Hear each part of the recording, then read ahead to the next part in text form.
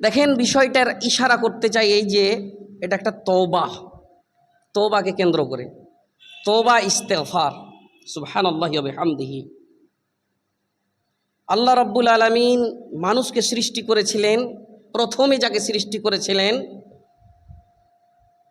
তেনার নাম আমরা জানি, একটা নবী ছিলেন তিনি হযরত আদম আলাইহিস সালাম। আল্লাহ রাব্বুল আলামিন জান্নাতে রেখেছিলেন। এই ঘটনাগুলো আমরা শুনেছি। আমি ঘটনার দিকে যাব না, আমি ইশারা করতে চাই। হযরত আদম আলাইহিস সালাম মানুষ সৃষ্টি করলেন, তিনাকে আল্লাহ রাব্বুল আলামিন তিনাকে ভালো লাগতেন না, তখন তার সঙ্গের সাথী একটা দিলেন আল্লাহ রাব্বুল আলামিন, হযরত হাওয়া আলাইহাস সালামকে। দুজনে থাকবে, ভালো লাগবে। সমস্ত জিনিস, সমস্ত জান্নাত মানে জান্নাত। আল্লাহ রাব্বুল আলামিন দুটি জিনিস সৃষ্টি করেছেন, ভালো করে মনে রাখবেন। সমস্ত জিনিস জোড়া জোড়া করেছেন। আল্লাহ রাব্বুল আলামিন মানুষের জীবন দিয়েছেন তো মরণ দিয়েছেন, ওপর করেছেন, নামও করেছেন, ডান দিক করেছেন, বাম দিক করেছেন, মোটা করেছেন, পাতলা করেছেন, জীবন দিয়েছেন, মরণ করেছেন। আর মরণের পরে, হিসাবের পরে হয়তো মানুষ জান্নাতি হবে না তো জাহান্নামি হবে, কিন্তু কোনো মানুষ চায় না কি আমি জাহান্নামে যাব, সবাই চাইছে আমি যেন জান্নাতি হতে পারি। আর ঠিক তেমনই আমরাকে, মানে আমাদের বাপ দাদা যে ছিলেন হযরত আদম আলাইহিস সালামকে জান্নাতে রেখেছিলেন। জান্নাতে রাখার পরে আল্লাহ রাব্বুল আলামিন নিষেধ করেছিলেন, আদম হাওয়া তোমরা থাকো, যেখানেই যাও, যেই ফল খাও, যেই নদীর, যেটাই দুধের নদীতে দুধ পান করো, সহজ মধুর নদীতে মধু পান করো, যেখানে থাকো আয়েশ করো, কিন্তু একটা জিনিস মনে করো, ওয়ালা তাকরাবা হাযিহিশ শাজারা ফাতাকুনা মিনাজ জালিমিন। আদম হাওয়া শুনে নাও, কোরআন মাজিদ খুলবেন, 1 সাফা 2 সাফা করতে করতে 7 সাফাতে পাবেন। আল্লাহ রাব্বুল আলামিন বললেন প্রত্যেক জায়গা যাও, কিন্তু একটা গাছ দেখছো, এই গাছের নাম হলো শাজরায়ে মামনুয়া, এই গাছের নিকটেও যেও না, যেও না। আর তো কোনো 3 জন লোক নাই ওখানে, কিন্তু 2টাই লোক আছে। আর একটা লোক শয়তান কিন্তু জানে, ষড়যন্ত্রণা করে এরাকে বহিলে নিয়ে যাব, কেন ওয়াদা করেছিল আল্লাহর কাছে শয়তান ইবলিস কি আমি তোমার বান্দার রগে রগে প্রবেশ করে তোমার বান্দাকে যেন আমার সঙ্গে লোকড়ি বানাইতে পারি। আর আল্লাহ কোরআনে বলেছেন ওয়াকুদুহান নাস ওয়াল হিজারা, মানুষ এবং পাথরকে জাহান্নামের লোকড়ি ইন্ধন করবে। জি, আল্লাহ ওয়াদা করেছেন, সুবহানাল্লাহ। আর শয়তান সেখানে বলেছে কি আমাকে পাওয়ার দেন, আমাকে শক্তি দেন, আমাকে ক্ষমতা দেন, যেন আমি আপনার বান্দার রগে রগে প্রবেশ করে আমার সঙ্গী বানাইতে পারি। বাহরেহাল অনেক ষড়যন্ত্রণা করে, একবার আদমের কাছে, হাওয়ার কাছে, হাওয়ার কাছে আদমের কাছে, ষড়যন্ত্র করতে করতে পাস হয়ে যাওয়ার পরে তারাকে নিয়ে চলে গেল কোথায়, কি ওই শাজরায়ে মামনুয়া। যেমনই গাছের তলায় যাওয়া, মুফাসসিরিন বলছেন সঙ্গে সঙ্গে তাদের জান্নাতি লেবাস খুলে উলঙ্গ হয়ে যায়।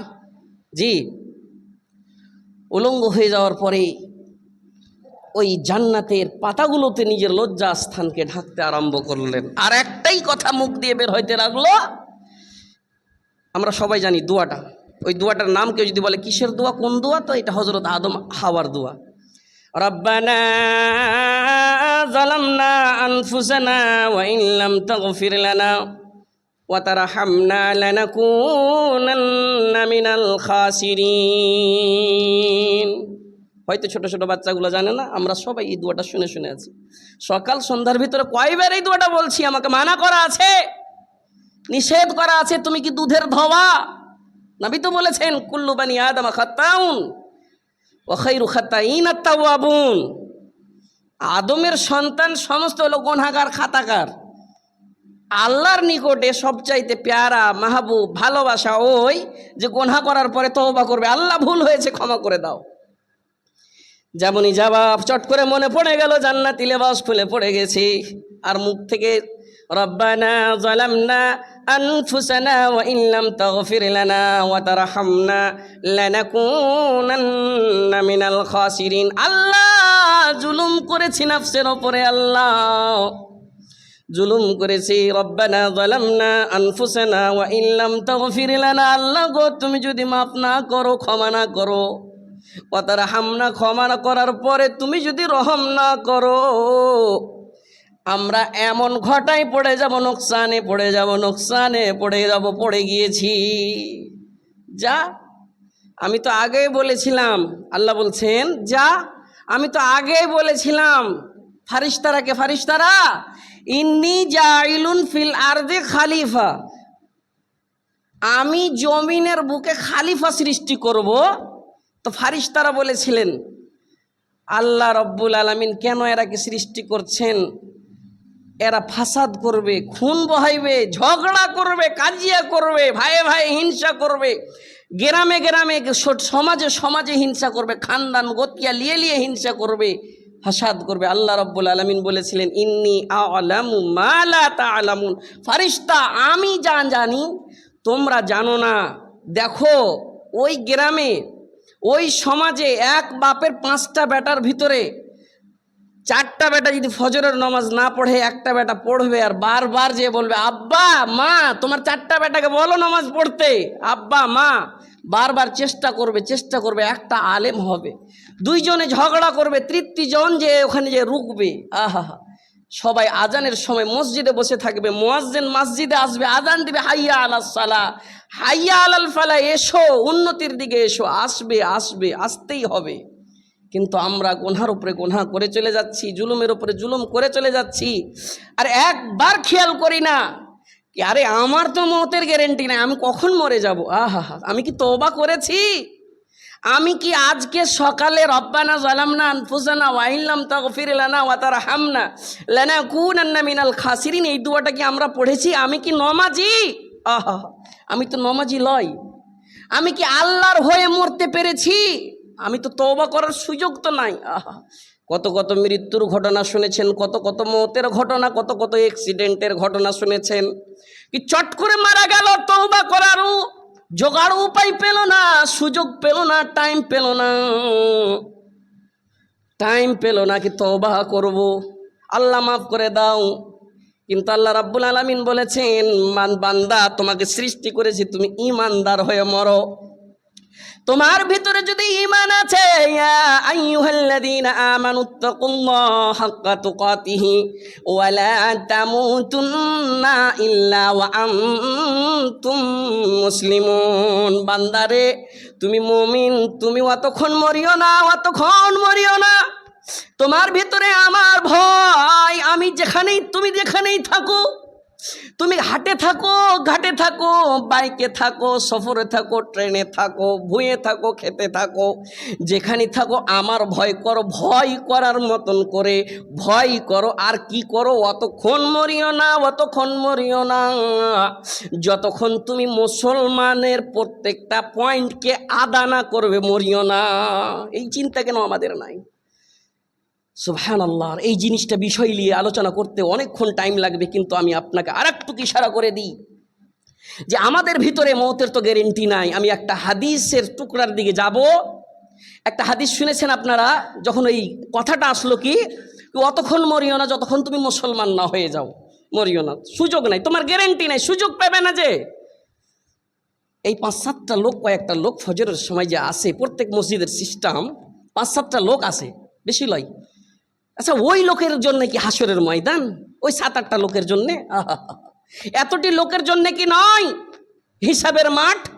আচ্ছা, কবরে যে 3টে প্রশ্ন করবে, তো এই কি 7-8টা লোক যে ফজরের টাইমে জামাত লাগাই, ফজরের, শুধু ফজরের কথাটা বলি, কেন ফজরে ঘুম ভাঙে না, উঠবার মন করে না, সুবহানাল্লাহি ওয়া বিহামদিহি, আর আরামের বিছানায় উঠবার মন করে না, ওই লোকের জন্য কি সেই কবরটা? আর কি পুরো গ্রামটার জন্য নয়? ফজরের নামাজ ওর জন্য নাই, ইশারের নামাজ ওর জন্য নাই। সুবহানাল্লাহি ওয়া বিহামদিহি। এই কি গরম গো, এই কি গরম দেখছি, এই কোনো গরম নয়, সেই গরম। সুবহানাল্লাহ। একটু দূরে হবে সূর্য, নাফসি করবে উলঙ্গ অবস্থায়, লেবাস থাকবে না শরীরে। সুবহানাল্লাহি ওয়া বিহামদিহি। নাফসি করবে কি, আমার কি হিসাব হবে, সুবহানাল্লাহ। সে সময় ছটপট করবে, একটু ছায়া মানে ছাইয়ে, যাকে আমরা বলি ছায়া খুঁজবে, ছায়া খুঁজাখুঁজি করতে করতে করতে করতে ফারিস্তা পিছন দিয়ে হাত দিয়ে বলবে, তুমি কিসের দরকার, তুমি ছটপট কেন করছো, পারেশানি কিসের তোমার? বলে একটুক ছায়া পেতাম, আহা হা হা, একটুক ছায়া পেতাম। ও কিন্তু দেখতে পাবে কিছু কিছু লোক ছায়াতে থাকবে। কার ছায়া? আল্লাহ রাব্বুল আলামিনের নিজের ছায়া। সুবহানাল্লাহ। সাবআতুন ইউদিল্লুহুমুল্লাহু ফি দিল্লিহি ইয়াউমা লা দিল্লা ইল্লা দিল্লুহু। 7 শ্রেণীর লোককে আল্লাহ রাব্বুল আলামিন নিজের ছায়ার তলে জায়গা দিবে হাসরের মাঠে। ছায়া খুঁজবে, দুনিয়ার সমস্ত এসি ফেল, দুনিয়ার সমস্ত ঠান্ডা হাওয়া ফেল। যেই এমন হাওয়াতে জায়গা দিবে আল্লাহ রাব্বুল আলামিন, সেই জায়গা হবে আরো সে আল্লাহর নিজের ছায়া। ওর মধ্যে একজন কি? আল ইমামুল আদিল, इंसाफ करने वाला मालिक, इंसाफ करने वाला मोड़ल, इंसाफ करने वाला बाप, इंसाफ करने वाला हाकिम, इंसाफ करने वाला गार्जियन, इंसाफ करने वाला इमाम। দ্বিতীয় নম্বরে বলেন ওয়াশাবুন নাশা ফি ইবাদাতি রাব্বিহি, একজন যুবক ব্যক্তির বারে বলা হলো কি যেই নিজের যৌবনকালকে আল্লাহর ইবাদতে ব্যয় করেছে, খরচ করেছে। তৃতীয় নম্বর বললেন নবী আমার সহিহ হাদিস শরীফে যে 3 নম্বরকে বললেন ওয়ারাজুলুন কলবুহু মুআল্লাকুন ফিল মাসাজিদ। 3 নম্বরে বললেন কি এমন একটা লোক, যেই লোক ইশারের টাইমে ঘুমিয়েছে, যতটুক দোয়া জানে আল্লাহুম্মা বিইসমিকা মুতু ওয়া আহইয়া, আরো বিভিন্ন দোয়া আছে, বড় বড় দোয়া আছে, সূরা আছে, ছোট ছোট সূরা আছে, বড় সূরা আছে। শুইবার বিছানে ঘুমাবার সময় যতটি জিনিস আছে পড়ার সময় পড়েছে। ইশারের নামাজ পড়েছে, নামাজ পড়ার পরে দোয়া পড়েছে, দোয়া পড়ার পরে এটা মনে করেছে আল্লাহ ফজরের আজান হবে, উঠবো, ফজরের জামাত ধরবো, তার আগে তার মৃত্যু হয়ে গেছে, তার আগে তার মৃত্যু হয়ে গেছে। একই বলা হচ্ছে কি মরিস না তখন যতক্ষণ তোর জেহেনে আসর পড়েছি, মগরবকে চিন্তা করে আছি। হ্যাঁ, যার ভিতরে মাগরিব পড়েছে আবার এশাকে মনে করে আছে। মনে করার মানে হাদিসে জুমলাটা এসেছে মুআল্লাকুন কলবুহু মুআল্লাকুন ফিল মাসাজিদি, তার দিল, তার অন্তর মসজিদে যেন লটকে থাকে, এই কথাটা বলেছে। এর মানে এটাই যে আমি এই জুমা পড়লাম, আসরে আবার আসবো, তার ভিতরে তার অ্যাক্সিডেন্ট হয়ে গেল, হঠাৎ কোনো জিনিস পড়ে গেল, মারা গেল, কিচ্ছু হয়ে গেল, ওই যে নমাজটা লটকে আছে, ওই লোককে ডাকবে, চল, ছটপট করার দরকার নাই, ওখানে চল, আল্লাহ রাব্বুল আলামিন নিজের ছায়ার তলে তোকে জায়গা দিবে। এই ছায়াটা খুঁজতে, এই ছায়াটা খুঁজবে কারা? ওই লোকটি যে কোটি ফজরের আসে জামাতে, ওই লোকটি যে কোটি সাথে আসে জামাতে। আরে জামাত ছুটে গিয়েছে, অন্য টাইমে আদা করে লাও, কিন্তু নমাজটা কেন তোমার ছাড়া হবে? আহা, তুমি তো নমাজের বারে অনেক অনেক ওয়াজ শুনেছো, আমি তো অনেক অনেক ওয়াজ শুনেছি, নমাজটা কেন ছুটবে আমাদের? আমি মুসলমান হয়ে কেন মরতে পারলাম না? আমার ভিতরে তওবা করার তো সুযোগ নাই, আমার ভিতরে তো টাইমের সুযোগ নাই, আমি কেন হতে পারলাম না? সুবহানাল্লাহ। একটা মানুষ যদি চিন্তা করে কি, মৌলানা আপনি একটা হাদিস বললেন, হাদিসটা কি? কুল্লু বানি আদামা খাত্তাউন, আদমের সন্তান মানে তো গুনাহগার, খাতাকার, তো কিসমতে আছে ওই লাইন গুনাহ হয়ে গেছে, তো মৌলানা গোনা করব, আর আপনি হাদিসের টুকরাতে বললেন কি গোনা করার পরে যে তওবা করবে আল্লাহর নিকটে সবচেয়ে ভালো, মাহবুব, পেয়ারা। তো মৌলানা গোনা করব, গোনা করার পরে তওবা করব, গোনা করব, তওবা করব, গোনা করব, তওবা করব। জি না, হাদিসের মানে এটা লয়। হাদিসের মানে এটা যে আপনার বাড়িতে একটা খুব সুন্দর মেডিসিন মহলম রাখা আছে, আর ওই মহলমটা এত পাওয়ারফুল, এত পাওয়ারফুল যে আপনার হাত কেটে গেছে, কোনো জায়গা কেটে গেছে, আপনি লাগিয়ে দেন, জাদুর মতন সেই চামড়াটা ভালো হয়ে গেল। আর কিন্তু খুন বহেছে, আবার কেটে দেন, খুন বহিল, লাগিয়ে দেন, ভালো হয়ে গেল, আবার কেটে দেন, খুন বহে গেল, লাগিয়ে দেন, ভালো হয়ে গেল। তো কি আপনি বারবার চাইবেন যে আমার খুন বহে যাক, আমি বারবার লাগিয়ে দেবো? এটা মানে নয়। তুবু ইলাল্লাহি তাওবাতান নাসুহা, এমন করে তওবা করো, আল্লাহ গুনাহ করেছি আর কোনোদিন গুনাহ করব না, আল্লাহ গুনাহ করেছি আর কোনোদিন গুনাহ করব না, আল্লাহ তুমি ক্ষমা করে দাও, তুমি মাফ করে দাও। সুবহানাল্লাহি ওয়া বিহামদিহি, আল্লাহ মাফ করবেই করবে, করবেই করবে। আপনি মনে মনে ভাবেন অনেক অনেক ওয়াকিয়া আছে, অনেক অনেক ঘটনা আছে, ধরে তুলে ধরি তো সময় লাগবে। আল্লাহ মাফ করবেই করবে, কিন্তু কখন করবে আল্লাহ ছাড়া কেউ জানে না। আপনি মনে মনে ভাববেন মৌলানা আমি এত দোয়া করি, এত দোয়া করি, মনে হয় আল্লাহ আমার কাছ থেকে নারাজ হয়ে আছে নাকি, কখন দোয়া করবে? আচ্ছা আপনি একটা বলেন, আপনি এখন প্রশ্ন করতে পারেন, আমিও আপনাকে প্রশ্ন করতে পারি কি মৌলানা আদম হাওয়া রব্বানা যালামনা আনফুসানা ওয়া ইল্লাম তাগফির লানা ওয়া তারহামনা লানাকুনান্না মিনাল খাসিরিন, এই দোয়াটা যে বলেছিলেন, কতদিন বলেছিলেন? এর কোনো গন্তি আছে? সুবহানাল্লাহ। এক জায়গাতে আদমকে, দ্বিতীয় জায়গাতে হাওয়াকে, সারা কাল দোয়া বলতেছিল, চোখ দিয়ে পানি ঝরঝর করে পড়তে পড়তে চোখ অন্ধ হয়ে গেছিল। আর এক জায়গাতে মোলাকাত, তাদের সাক্ষাৎ করল ছিল, সেই জায়গাটার নামই দিয়ে দিয়েছে মুলাকাত। ওই জায়গাটার নামই দিয়ে দিয়েছে পেহচাননা, জাননা, এক दूसरे से পহচান করনা। ওই জায়গাটা কি, হাজিরা যখন হজ করতে যায়, আরফা বলে একটা ময়দান আছে, ওই আরফার ময়দানে 9 জিলহিজ্জার দিন সবারই সঙ্গে সাক্ষাৎ করাবে। ওই সাক্ষাৎই জায়গাতেই হজরত আদমের মুলাকাত হয়েছিল। এর মানে আল্লাহ ওদের দোয়া কবুল করেছে, কিন্তু কতক্ষণে কবুল করেছে ওই আল্লাহ ছাড়া কেউ জানে না। আল্লাহ ছাড়া আল্লাহ নিজে জানে যে আমার বান্দার দোয়া আমি কখন কবুল করবো। সুবহানাল্লাহি ওয়া বিহামদিহি। দেখেন আল্লাহ রাব্বুল আলামিন চাইছেন যে বান্দা একবার তওবা করে আয়, আমার অন্তর, আমার রহমতের দরিয়া খালি পড়ে আছে, তওবা করে আমার রহমতের জায়গাতে আয়, আমি তোর জীবনের সমস্ত গুনাহ খাতা মাফ করে দিব।